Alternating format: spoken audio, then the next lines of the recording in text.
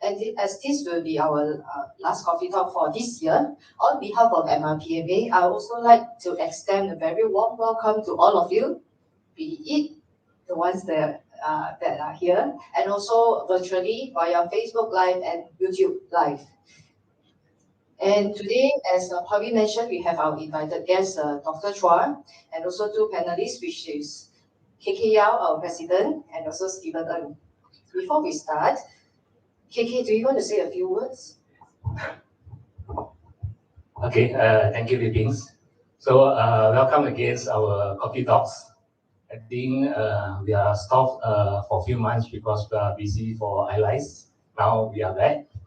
I got a lot of feedback there from our members.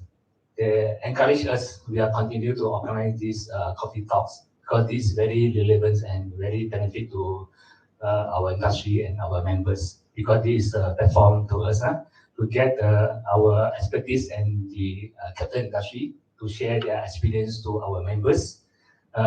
This kind of experience sharing, I can be said that we cannot use the money to value it because this is sincere from our speakers to ready to share their experience to our members.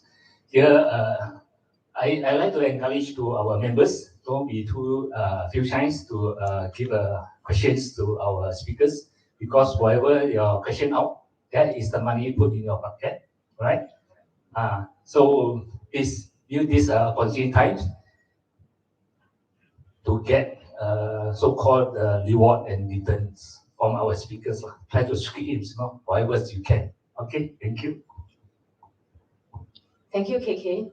And today, for our topic, Sustainable Digital Transformation and Intelligent Manufacturing. Okay, I have one thing to say. So for our viewers and our registrants, if you have any questions, just feel free to ask. We will pass the mic around to you. And please, when you ask a question, please tell us where you are from, your name, and then followed by your questions. Okay, so without further ado, I would like to invite Dr. Chua to speak on this topic. I have a question, Dr. Chua. What is the digital transformation and how does it related to intelligent manufacturing? Sure, no problem. Thank you very much, Liping, all right, for the question. To those who attend physically here today, welcome to this session. And to those online as well, thank you for tuning in. So on the question on digital transformation, generally when we look at digital transformation, we look at the entire digitization of your shop floor, your manufacturing process, and also your supply chain, right? So when we talk about digitization, it's not just about buying computers, buying software. It's really to look at the entire connectivity of your supply chain processes, because from end to end, from your supplier all the way to your customer, it needs to be digitized and it needs to be connected all together. So when we start to collect a lot of data, when we start to digitize the process, that's when we are able to see the real stream of our process on a day-to-day basis. Because when we digitize, that's where we can see real time, right? And with real-time data, that's where we can actually create more value and create intelligence from the data that we collect, right? So if you look at that data, DIKW pyramid, we call it DIKW, data, information, wisdom, right? Knowledge and then wisdom, right? So these four areas, when we start to collect data, it's just raw data. But from raw data, then you get information. That's where you understand your process better, right? Sometimes we think we do, but we may miss out certain gaps in the processes, right? And when we look at from the information that we get and we get knowledge about our production flow, that's where we can really see continuous improvement areas. From continuous improvement, that's where intelligence comes in, because from the data that you collect on a day-to-day basis, you're able to now create a better path and a better decision-making model.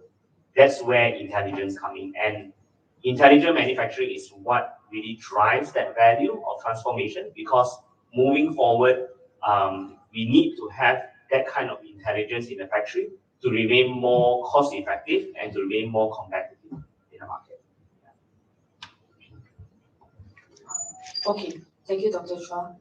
how is the current status of our Malaysia SME in adopting digital transformation? What is the rate? How are Malaysians doing? Okay, very good question, right? Malaysia today, since the readiness assessment started in 2018, right? A lot of companies started to embark on this RA assessment or readiness assessments. Up to today, from the recent knowledge that I get, we have about 1,200 people already done their readiness assessment. Across the whole the whole nation, yeah, 1,200. 40% of the industries are in Selangor, right? Then you have other states also that build up to that. The number one applications for RA is from the F&B industry, food manufacturing, right? Then followed by, if I'm not mistaken, it's plastics, then only rubber products, right? So they have top three that are actually applying for it. Out of 1,200 that have applied for RA, approved and already got the report, 400 of them applied for, about 400 applied for the intervention funds, right? That is actually the government's initiative to help drive Industry 4.0 implementation. And out of that, then we have about 200 on that already approved.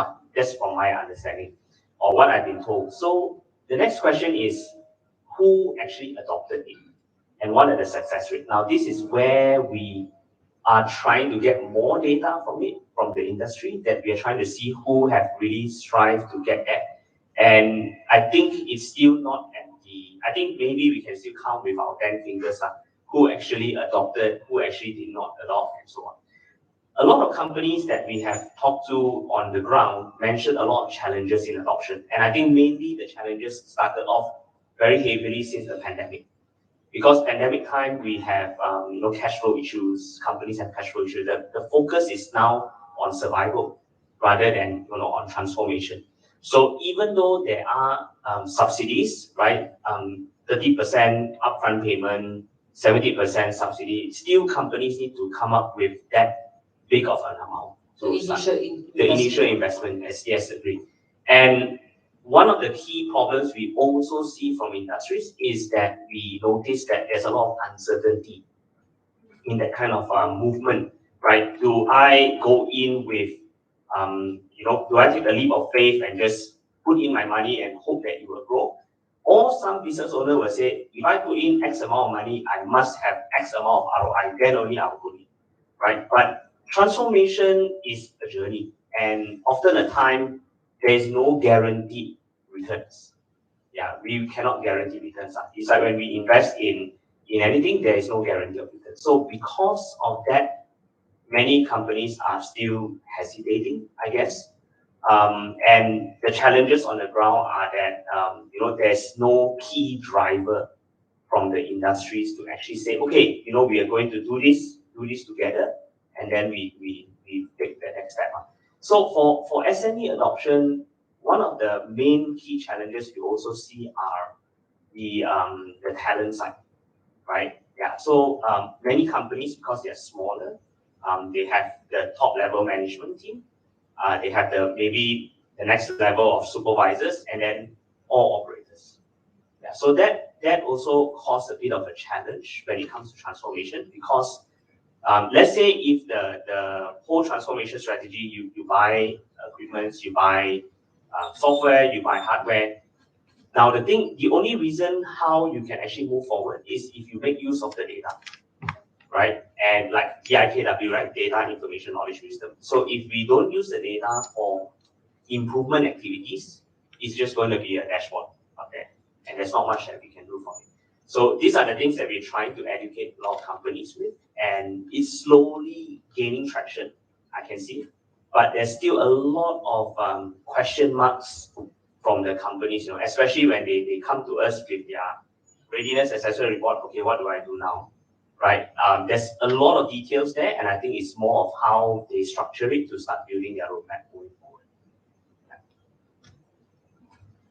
But just now you mentioned on the workforce, you have most of the operators, supervisors, and that comes to a question where talent first or technology first? Yes, it's always a very big question on who comes first, right? I think technology is always there. It's, you can always look for the technology that you want to implement for your own industrial application. But talents are where it's going to be a very big question mark that companies need to start looking at talent attraction and retention strategies. Because when companies start to implement ESG initiative, right now is a big term, right? ESG, environmental, societal, and governance. The talent attraction and retention is going to be a very, challenging strategy for many of the SMEs. Because our young talents, they like to see, number one is a career path, right? They want to see a career direction, career advancements. So the ones that are usually giving very structured career advancements are usually the multinationals, right? They have very, okay, you join at this one year down the road, this is where you are, this is where you are. SMEs, they are smaller business owners, which they are also, progressively improving their journey.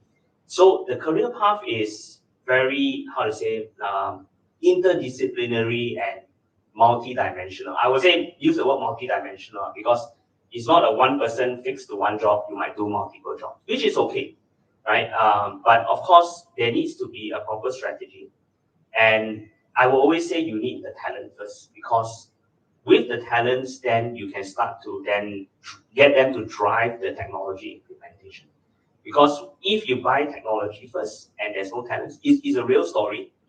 There is a furniture company in Ipoh, right? They went with technology first.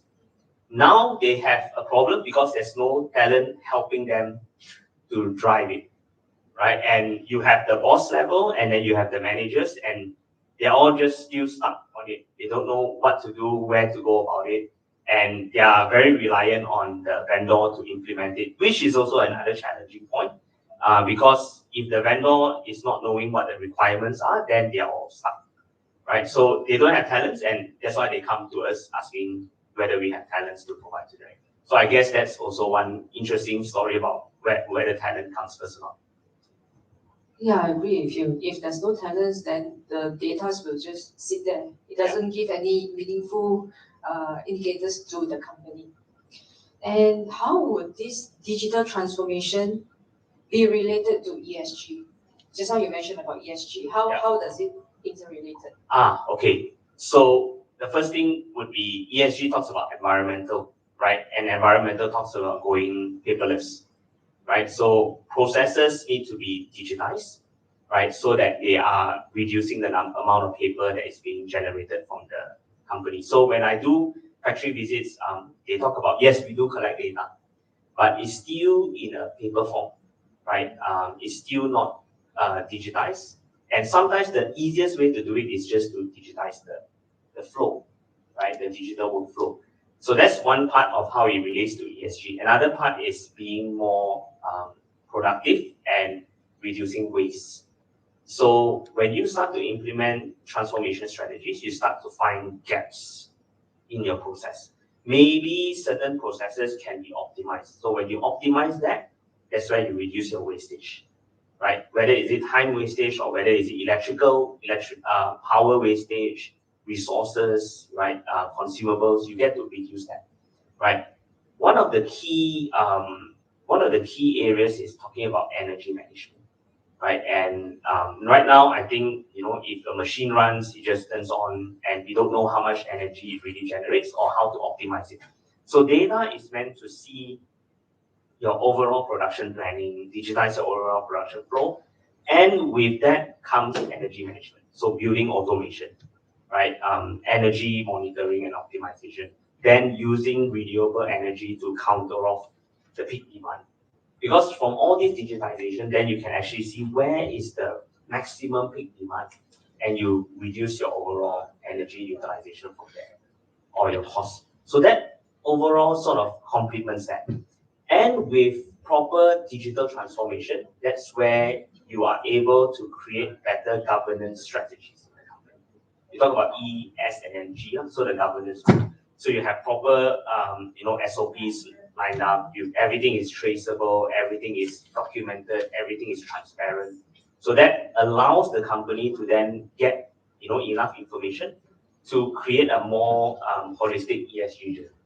Yeah, that's how we see digital transformation connected to ESG. Mr. Stephen, Mr. Yao, if you have anything to add on. Yeah.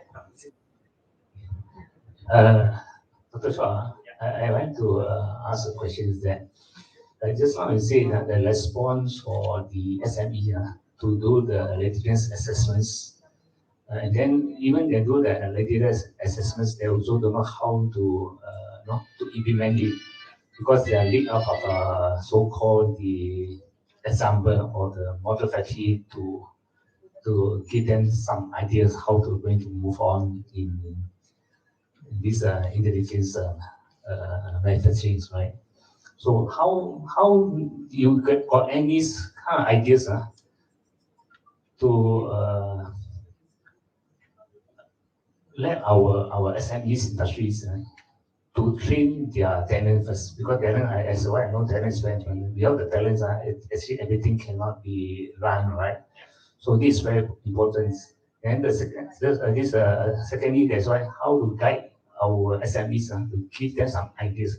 Mostly they don't have ideas. They don't have a so-called the model factory to learn or to copy, Yeah. Agreed. Definitely, every industry sector should have a model factory that they can reference it to, right? And that's how SHRDC actually started off when we started the Malaysian Smart Factory. We start to build a model factory to showcase how technologies are connected. And of course, from our end also, we build it from ground up so that we know the challenges that industry will go through when they implement transformation strategies. One thing that we are trying to support is getting the companies within associations to actually be the champions for Industry 4.0. So for example, let's say, Mr. Yao, let's say your factory, if you already implement certain transformational strategies, then whether or not your factory is open for companies to come and see, right, how transformation is done, how things are actually doing their side. Of course, this is really depend on the industry sector. Yeah. So that's why don't worry. If really my factory is already implements for this IR 4.0, I ready to open. Yes. Because since year 2014, my factory already open for the 5S trainings, on-site trainings. That's very benefit to our industry. Yeah. Because from there they can have a physicals, practice and my practice size. Meanwhile, for my factories, I also implement for the automations. So even the Taiwan associations, they also organize a trip to come to my factories. They also opens. Actually, nothing is secret, right? Yes. Actually, for me, my company is ready to open to share to our industry players. Yeah. And that's good, Mr. Yao. Definitely, that is a very good thing that you are promoting. And of course, we hope for many other industries to also be as open. Of course, some of them they are still very worried. Yeah, definitely. That's why I become an example. There's nothing to worry. Right. To let the industry to share, whatever the know-hows, the technology we have. Correct. I think the term is what we're trying to create is champions in the industry, right? And we open up for like auto parts, for rubber products, timber, everyone. We are looking for the champion, so that when the industry champion go out and share, this is my journey, right? It doesn't need to be perfect. Usually we tell companies that your journey don't have to be perfect, because the imperfect journey is the one that you want to know. Because that's the challenge that we want to share with everyone. Yeah, I agree with that. It's nothing to perfect. Nothing we can go to 100%. But at least we have something is already start to implement. Here I share the experience. Recently I hired two interns from these DPRMs from UniKLs, right? Their study is a chemical science, right? They come to my factory. I send them 3 days training in SHRDC to do IoT. Now the project is success, it's running. So from there, I can get the immediate data from these modules, right? I can check all the data on time. The meanwhile, that if got any failures on the systems, immediate they send the signal to my this Telegram with the photo. So this is very good example that the platform to train the talents, even they are not in the so-called the mechanical engineers, even they are in the chemical science, right? So this is one of the encouragement to build out the talents. It's very important. Yeah, agree. Thank you, Mr. Yao. I think in the end, the talent side is also one thing that we see challenging when it comes to younger generation now. We see that because of the pandemic also, that it has caused a lot of talents to not be able to experience the manufacturing environment. Yeah, because mainly they were study from home, or I don't know, remote internships just don't work sometimes, right? It's all at home, and then you're just probably doing data entry jobs. We don't see that is very effective. So when they graduate, one of the key problems we see is they never experience manufacturing. So they never even step into the plant. They never even see how is it running, So when we started to get more of the interns to start going back to factories, then they start to see the value. Yeah, and right now the biggest challenge for us when we train the new graduates is getting them to be trained to step into manufacturing, which is something they had never done before. So I think this is something that we need to sort of align back. I guess after 2 years, we need to align back so that they are aware about the manufacturing industry environments. Yeah. Yeah, I think first of all, I have to say thank you, Dr. Chua, for giving a very insightful information about this intelligent manufacturing. So I like there's a quote saying that you can't improve what you can't measure. So definitely, I think this is very useful for us to improve what we lack of. And for like SMEs, we always talk about dollar and cents. And just now you say that there's no guarantee in ROI. It's very worrying me. So for like SME, how can we actually start this digitalization journey without looking at ROI first? And also, second thing will be, at the employee. Always, employee is worried. When we implement automations or transformations, they worry they lost their job. So how can we, overcome this worry?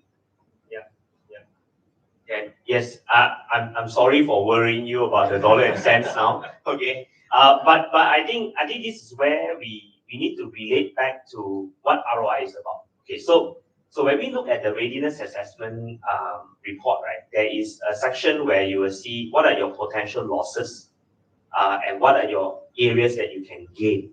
Okay, and that's where you then have your assessor to give you a rough proof of concept, and then what's the estimated investments and all that. Now, when we look through and we look at estimated investments and the months to actually achieve back your cover back your investment, right?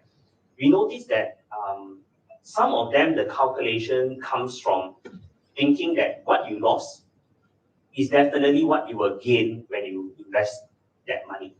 But usually it's not guaranteed, because you lose it because there is areas of gaps for improvement.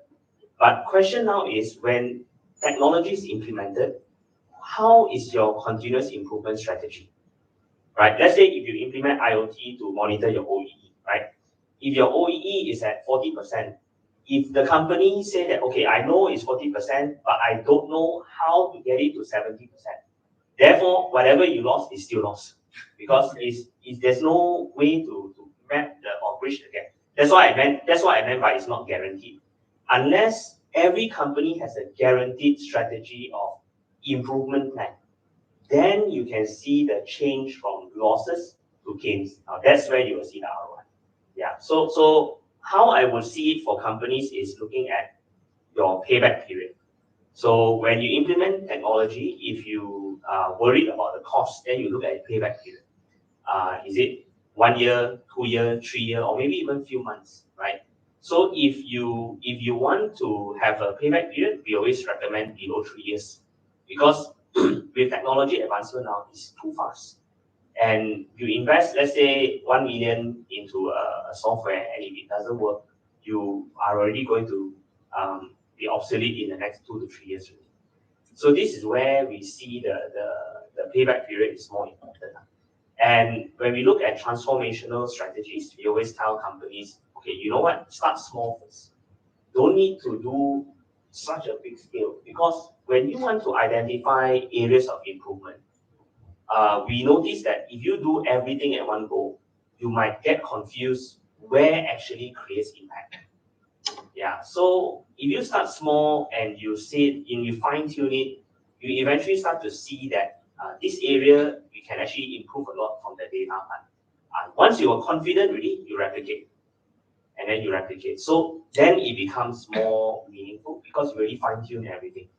But if you do here, in the end, you are number one, you are splitting the resources. It may not be too focused, and we may lose focus at the end. What we really want to achieve. So then it will just be again data on dashboard that has no achievement. Of course, then another problem will come in is that when we display the real value of digitization, let's say we really show on the dashboard, if you really at 40%, business owner will say, no, from my paper-based one, I calculate 70%. How come your dashboard show me 40%? Your software is wrong. So it's the software wrong, not the process. So then we sit down and we go through the process again. We say, okay, look, the software is fine. Okay, maybe it's the way you collect data, or maybe somebody wrote something different. So of course, then some companies, what they do is they put CCTV to monitor the person there or not. And really true that they notice that it's 40% is real. Yeah, so the software didn't lie. So that's how they notice that there are areas of improvement. That's one company, like interesting case. And they noticed that the gaps were not so much on the process, but it was more on operators, how to say their SOP. So when they work, when they needed to take raw materials, what's supposed to be 10 minutes became 30 minutes. So then after they fine tune that from the transformation, they start to see a yield improvement of about 10%. So you can see from one process, if you improve that by 10%, sure the other process will slowly follow suit. Yeah. Thank you for making me more clear. The ROI is good. The second question I'd like to ask also is about cyber securities, because now we are capturing the data, and how you can ensure that this data is protected and used among our company. We worry that people might hijack our data or ransom us. So how safe are we using this transformation? Okay, no problem. Okay, cybersecurity is one of the hot topics now for a lot of business owners. Whenever I do training, first thing they'll ask me, is secure or not? Right? Now, there are a few levels. Okay, number one is companies, where do you store your data? Okay, so if you store your data in the cloud, right? Okay, now what is a cloud? Cloud can be a public cloud, or it can also be a private cloud. So public cloud means you are saving your data into a data center. So you are basically renting space. Okay, now cloud also, there are two levels. Okay, one is you go work direct with the cloud provider, and this cloud provider provides you with agreement terms to say that your data belongs to you, right? Now, the solution that you buy, right, if it's a cloud-based, then companies need to ask this question: data belongs to who? Right? Because now you're working with cloud provider, solution provider, then only you. So then there's one middleman layer that we need to solve. So that's the data part, whether it belongs to you or not. Okay, now cybersecurity, if let's say your data is hosted locally in your factory, that means all your database and everything like that, the likeliness of it being hacked is lesser. It's still possible, but it's lesser. So companies need to then invest in proper IT infrastructure, right? Firewalls, the proper networking infrastructure, those need to be there. Now, next thing is password protection. Okay, if your software or your machines, if has username and password, it cannot be admin and admin 123. That one cannot happen. That also caused a big issue. It's convenient, but it's very vulnerable. Yeah, so that one we need to solve that portion first. And then also what we notice when we see factories, right, when they, let's say a person leaves the computer, it's always open. So it's not auto lock. All these things are compliance issues. It needs to be fixed there. Then only we start to look at proper cybersecurity strategies. Because let's say even if you have the highest security of firewalls, highest security of security, but if you don't have this in place, then also will be a challenge. Also on a worker level, awareness about security also important. For example, if you see an email that say that if you want your bonus from your boss this year, click this link, don't simply click. Okay, that also will create another challenge. It happens before, my colleague. I mean, true story. My colleague actually received a WhatsApp message, that the person used my profile picture from LinkedIn, and he used another number, and he actually messaged my colleague saying, "Can you go and buy this for me and send it to me?" Good thing she double checked with me before she go and do anything. Otherwise, that's the way that you get scammed. So these are some of the important areas that we need to educate. From education, then they will know where to be careful on. Yeah. Thank you, Dr. Chua. I would like to read Stephen's question on the employees' insecurity about transformation, digitizations. Do you have any solutions or suggestions for that? Insecurity. Okay, yes. I think I missed that out. Okay. I think employees would want to digitize or want some kind of automation if, number one, they are still relevant. Number two is it makes their job easier. Okay, so there is a problem if the new digitized job makes their life more difficult, right? For example, one company in Johor Bahru, right, that I went to, they just implement a new ERP system. Wow, nice ERP system, all implemented. So we went for a factory floor round. We went to talk to each employee. So we asked the operator. Operator is our stakeholder. They are the ones using the software. We asked the operator, what do you feel about this software? So the operator double click on the software to open. Took 10 minutes to open. New ERP system, 10 minutes to open. Okay. So we waited. Then operator after a while, they got AG already because need to wait very long. Say, abang, lambat lah. I go do other work first. So after that, then we asked, how your experience with this software? Very complicated, very complex, hard to use. See, so if they don't use it, the whole digital transformation journey will break down. Because if nobody uses it, then it will definitely break down. So the most important part is to keep the people that are going through the transformation journey in the loop. Yeah, that means we can't just make a decision to say everything changed and then they don't follow. They need to be part of the process. So that's how we actually get to ensure lesser uncertainties or insecurity, to make sure that they know that this is meant to help you improve your process and optimization. Yeah. And I think this is a good point, because I remember the first time that I asked Dr. Chua on how my company can go into this step. He asked me one very critical question. What is your pain point? Yeah, he asked me this question, and that makes me think, okay, I should go down to the operator or the frontliners to ask what actually happens, or I should go to my boss to ask for budget first. Which one is actually, okay. So for middle level like us, how do I go about that? Yeah, so I think for us that are the working level one, we need to first find out on the ground what is actually the challenges. Where are actually the areas that they need the most support in? Then only we come up with transformational strategies, right? Let's say, for example, one of the factory that we visit, one of the key problems is they cannot sync up each process, the total numbers of output before they send it for the final process that they are supposed, there's a final assembly. So they need to sync between all the relevant process heads first, then only they can go to the last one. So that was their main pain point. It's not even OEE, that's the main synchronization. So the first step for what we suggest to that is digitize your process first, get it into a digital form where everybody can see, right? Then once you know that, you can plan better. Now, then the next question is, if each one is visible, then the first part is to see where is the bottleneck. Yeah, if one process is the bottleneck, is not moving, then implement the strategy to improve it, right? If we start off from the highest level, let's say if I were to ask my boss, what do you want to change? They'll say, change everything.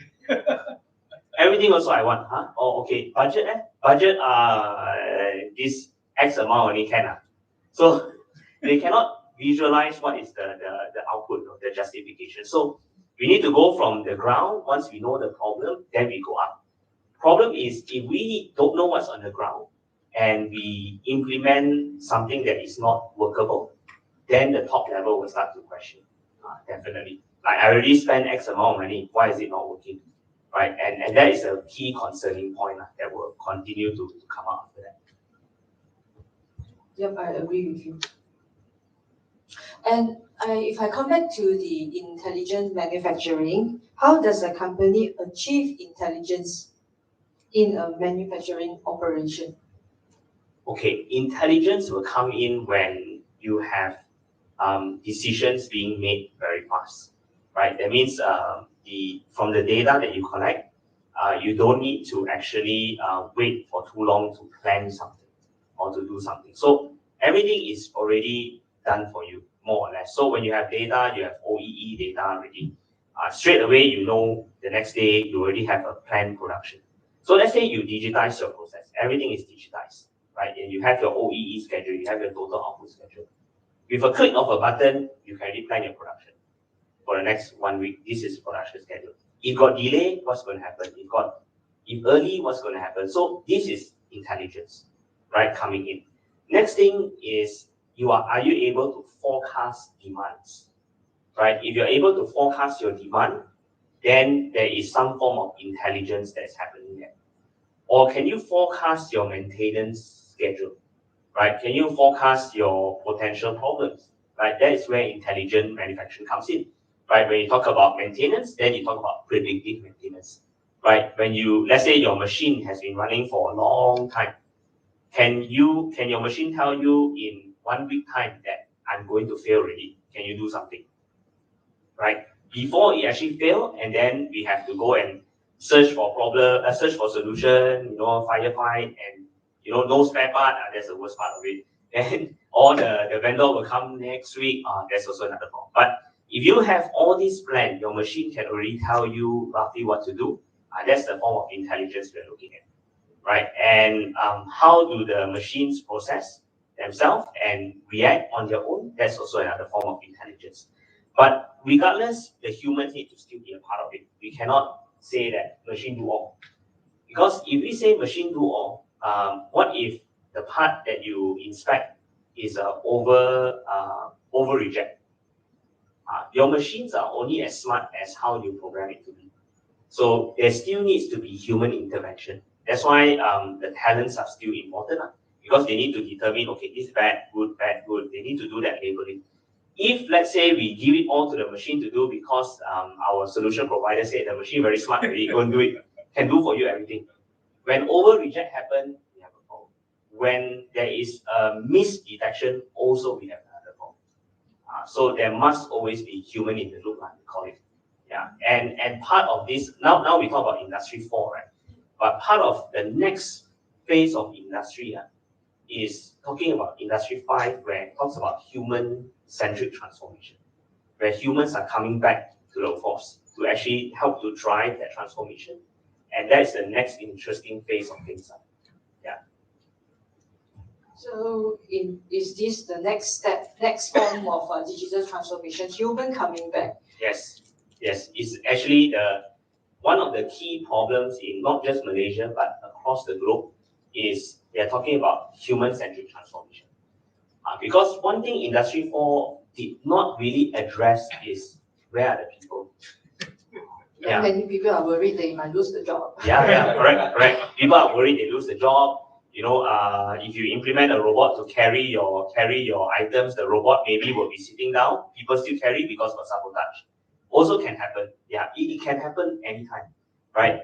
So human-centric transformation talks about how we get robots to work with humans, how humans are in the loop, right? And that's where you talk about a lot about collaborative robotics and all that. That will be the next stage of things. Of course, now we are still in this topic of Industry 4, so we continue to discuss more about that until the next phase of revolution becomes more structured. Then, of course, there's the next step that we need to look at. Yeah. Mr. KK, do you have anything you want to add? Okay. Thank you, President. Can I say Omen? I'm very interested with what Dr. Chua said. Just a click of buttons, and you can maybe make the decision. I imagine I am at the beach. It's a click of buttons, and the factory is still running. But of course, it's not. We are not there yet. So, how can company start with this digitalization? Is it from the bottom up, or is it do the boss need to involve? Because as bosses, we are always busy. So is it just that we pass to our workers and get consultant and it will be digitalization, or it's involved the whole parties in the company?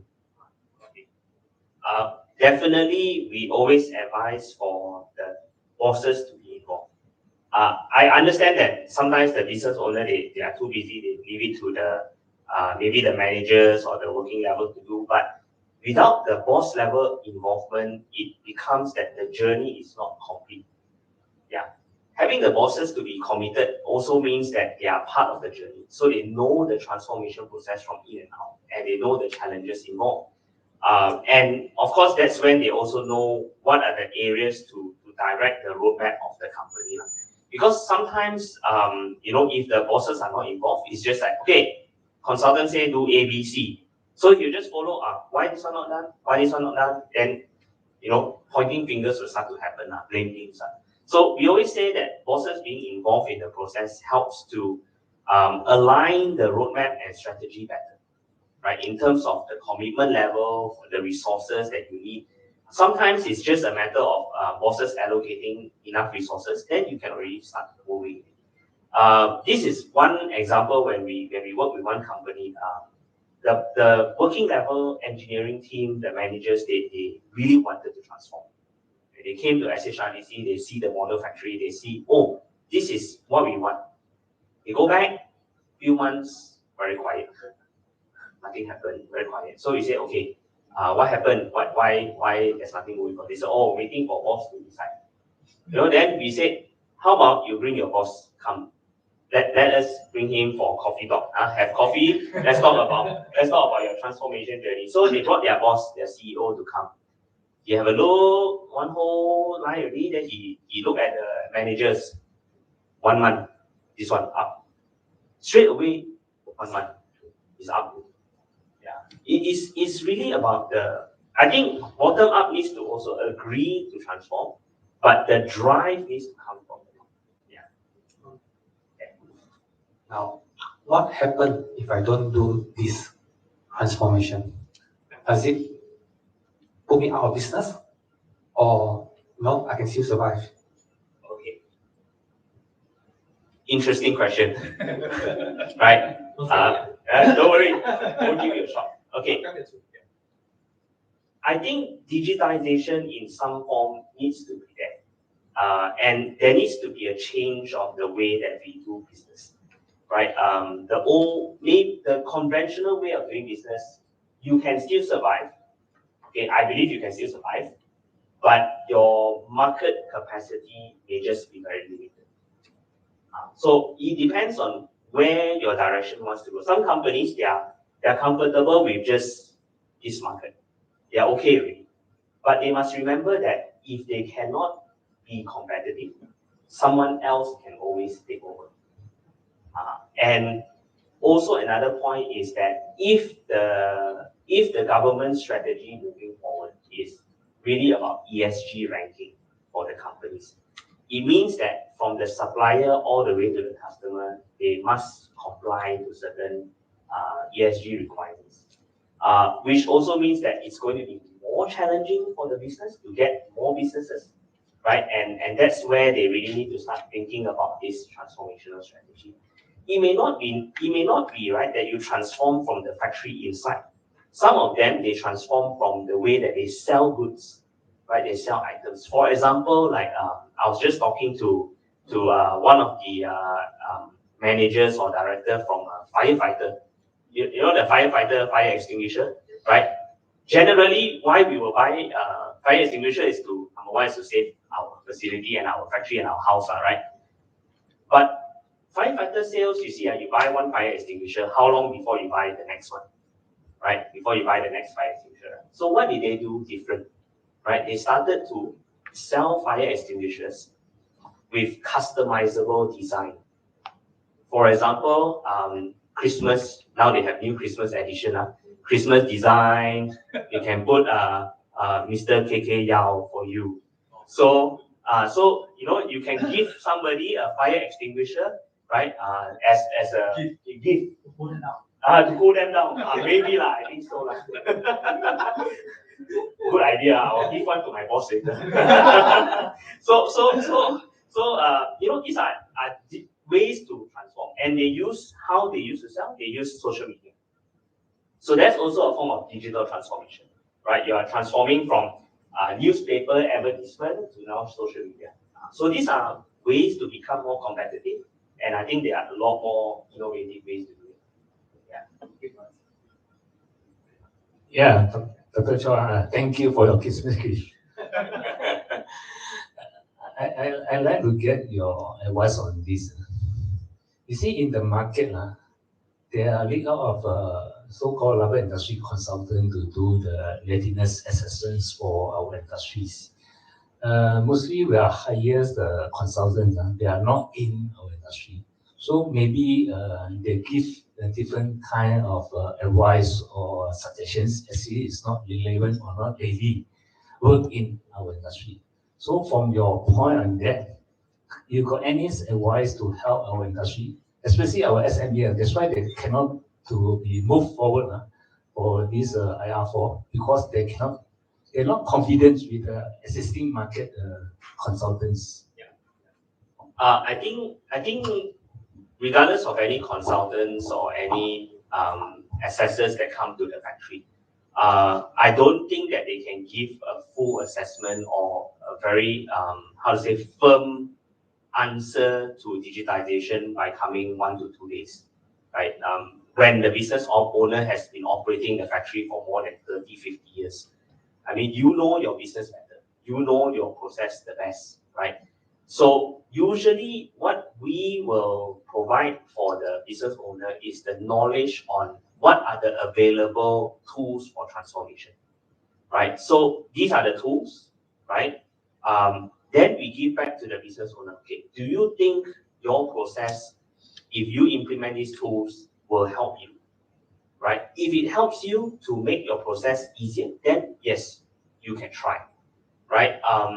But we don't say that, you must follow A to Z this transformation because every company is different, right?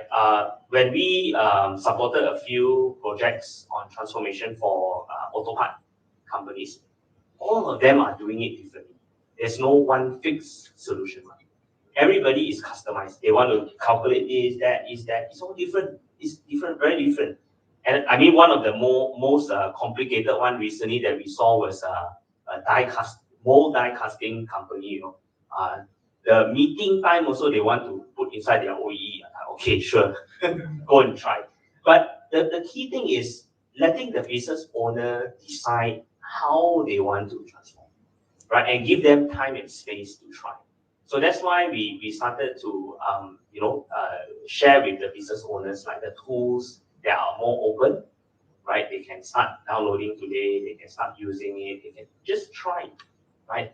It's minimum investment. So even if you don't make it happen, it won't feel so painful, right? But the key point of it is to try and see what works, then fine tune from there.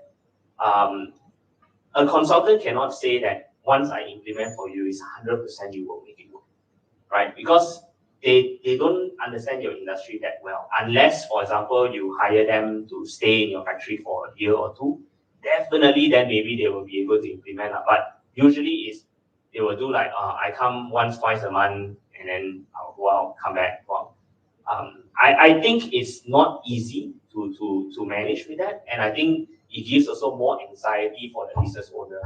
Yeah, it's like that. They're very costly to our industry. That's why they're not really keen to move forward. No? Correct. Yeah. That's why from here, do the SHRDC to provide the readiness assessments service to the players? Okay, we don't do readiness assessment because I think the government has already appointed the assessor bodies since day one. So we don't do the assessment part, but companies that want us to come and have a look at their facilities, they want to come and ask us about where to take the next step, we can do that. Yeah, we can help them with that. I think thanks for SHRDC is really keen to help our industry to do the readiness assessments. Because as well, I know that definitely the government already appoints so-called the readiness assessments consultant to provide a service for whoever who want to get a grant from the agency or authorities. Well, I mean that as well, I know that the SHRDC to provide all the open software. Actually, it's very less cost to our industry to kickstart. Actually, this is very good point on that. That's why I'm asking that if really the SHRDC can be help our industry, do some advice in these readiness assessments from their processings, then also can be help them to do the talent developments on this upskilling them to run this with the minimum cost. I think this work, at least they can solve some things, right? So from that, if really they have big fundings, then they can move forward to more professional software. Yes, definitely. Definitely that's what we do now. We actually take a lot of companies' reports and we actually read through, and we do this as a service for companies. We usually don't even charge for it, because for us is we want to help companies to grow, and we want them to grow sustainably, right? That's why we always start them off. You can try the software, you can test it out, you can just explore. Then of course, once they get the hang of it, they know where to improve, then they know where to take forward. Most important is the business owner need to understand a potential roadmap. So usually we go through a program for the business owner, all the technology, then we tell them, okay, now you can start to build your roadmap. And we also continue to actually understand the problems and challenges from companies. That's how we start building more programs to suit and solve the industry problems, right? So like some of our new programs, like the digital workflow management, is actually designed to help companies to set up their own sort of ERP systems. Where they can actually install it, they can use it, set it up, start trying something, right? Because the moment you try, then you know, hey, this is how it looks like. This is how it's supposed to be, right? If you don't try, then you buy first the expensive one. Maybe you might like it, maybe you might not. So try and understand it first, the technology. Once you're comfortable, then you can do what you need to do. Then you make the bigger decision. That's very good to know that we can try first. 30 days trial? No, it's open, so it's a forever trial, I guess. Hopefully you can implement it as a full. Thank you, Dr. Chua. And for now, I would like to open the questions to anyone. Do you have any questions? Bobby, can you help to pass the mic over? Thank you, Bobby.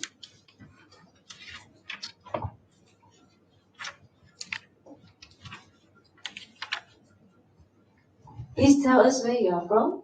Thank you. Yeah, hi, I'm Carmen. I have my own consultancy.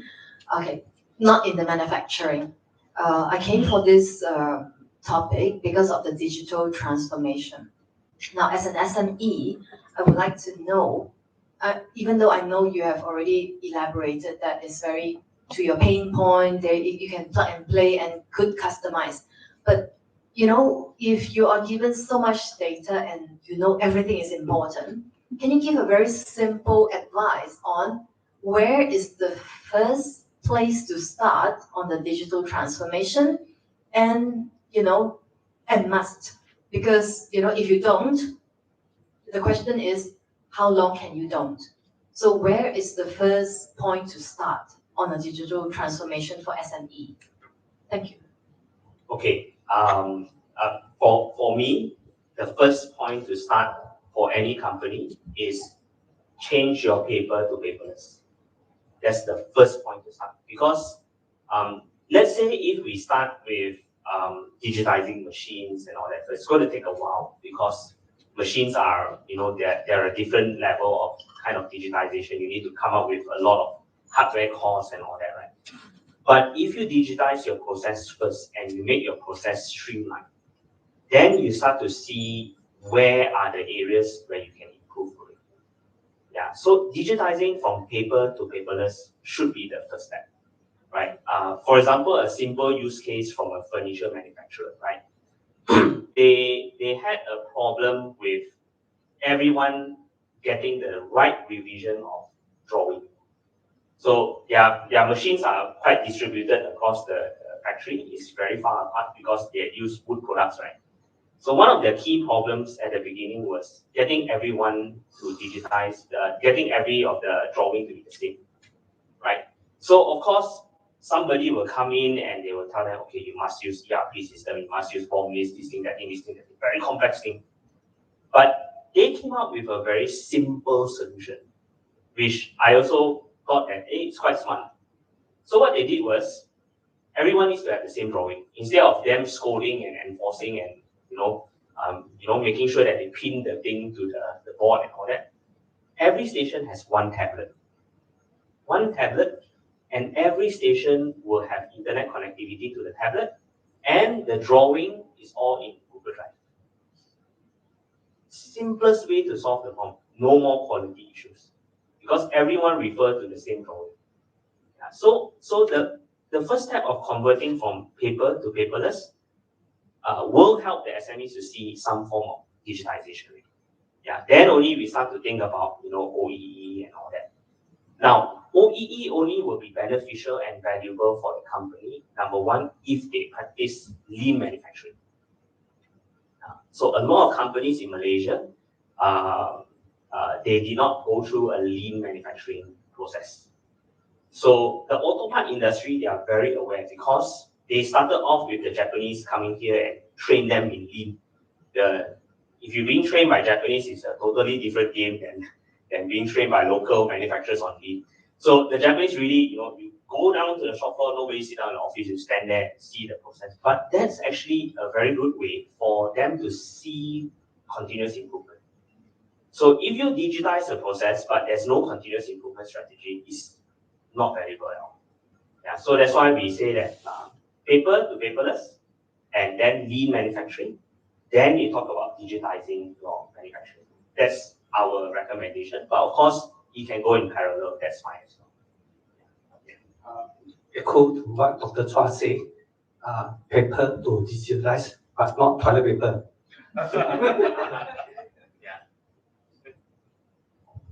Thank you, Carmen, for the questions. Do I have another questions for Dr. Chua or for the other panelists?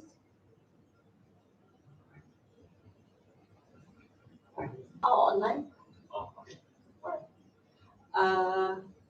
If there's no other questions. Any questions?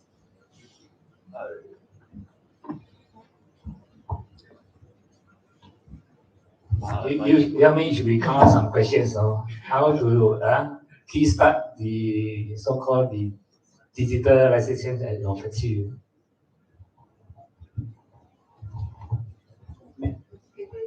Okay, so good afternoon, Dr. Chua. Yeah. Thank you so much for the discussion earlier. I'm Jonathan from Eco Power. So you mentioned earlier that you shared some experience. So for example, the factory at Eco, they face some issues. So what the issues that they face is the talents. There are no talents to run the whole digitalization thing. So is there any, could you kindly share any other experience that, any other issues that maybe certain, more common issues that certain companies would face when they just started to step into this digitalization, intelligent manufacturing? Yes, there are a lot of industry use cases that we have seen happening across the whole nation, right? One is the talents one, which they don't have the right people to implement technologies. Another thing is companies that are not sure about how technologies work also will face the challenge of implementing it with very high costs. Right. For example, like a lot of last time the buzzword is everything go cloud, right? Everything is in the cloud. So we did have a company where they invest in a Singaporean cloud-based platform for manufacturing. 200,000 ringgit spent, and every day they look at the screen is a loading screen because no internet connection. Yeah, I wouldn't say completely no internet, but the bandwidth is not strong enough to send data and retrieve back data from the cloud to process. So that comes with a problem where companies thought that easy thing, plug in a device, send to cloud, see data. That's actually what's supposed to happen. But different companies have different requirements or constraints, right? So after we heard about that, companies said, digital transformation, no need lah. Internet also cannot use one, right? We need to solve 4G first. So, now government talk about 5G, but I always say solve the 4G first. So then I told the company, look, if internet was a requirement to digitally transform, then it's wrong already, right? You don't actually need internet, you need intranet. So after we sat down and we went through with the company, they went through proper training on how to implement it on premise. Today it's running 24 hours, no issue, no loading screen issue, nothing. And they already expanded from 2 machines to 6 machines. They do it on their own, which is very encouraging. And now the boss said that, very happy I can see from my Telegram, what's my status now of my machine. Running or not running, I can see. They didn't do OEE. They wanted to look at, quite interesting, they call it the machine heartbeat. So if the machine is down, then you will see a line. If not, then it's a straight line. So that already gave, initially they lost confidence. They lost some motivation. But after they implemented this, then they became more excited.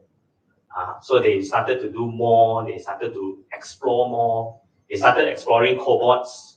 So they first bought an expensive universal robot to do it.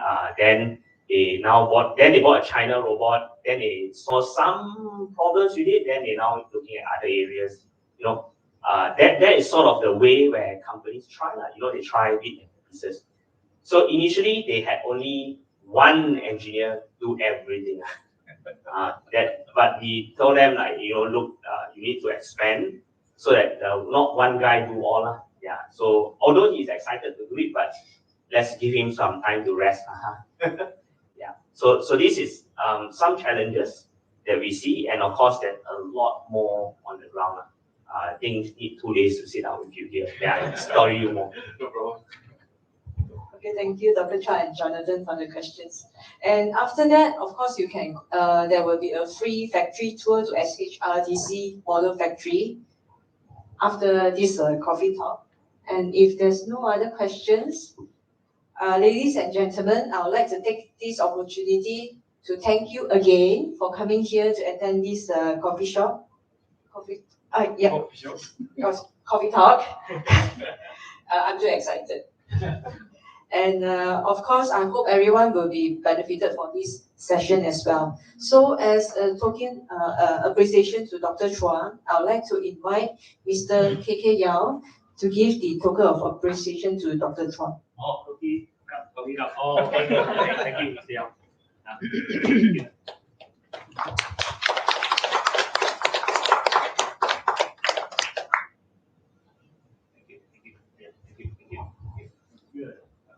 Oh, you have, okay, thank you. Yeah, I can have coffee with you.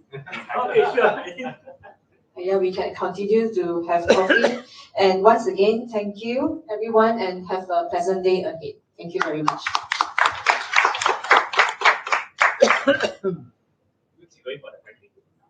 Yes, we can get ready for the factory tour. Yeah.